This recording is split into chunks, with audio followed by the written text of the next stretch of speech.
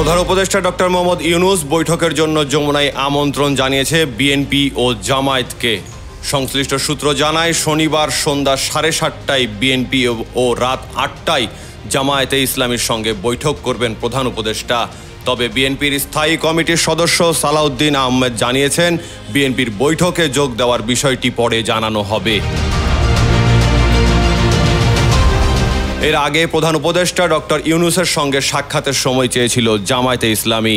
মৌখিকভাবে প্রধান উপদেষ্টার কার্যালয় থেকে রাতে বৈঠকের বিষয়টি জানানো হয়। এ তথ্য নিশ্চিত করেন জামায়াতে ইসলামীর নায়েবে আমির সৈয়দ আবদুল্লাহ মোহাম্মদ তাহের। তিনি জানান, চলমান বিষয় নিয়ে আলাপচারিতার জন্য তারা প্রধান উপদেষ্টার সঙ্গে দেখা করবেন। এর আগে উদ্ভূত পরিস্থিতি থেকে উত্তরণের জন্য প্রধান উপদেষ্টাকে একটি সর্বদলীয় বৈঠকের আহ্বান জানিয়েছিলেন জামায়াতের আমির ডাক্তার শফিকুর রহমান।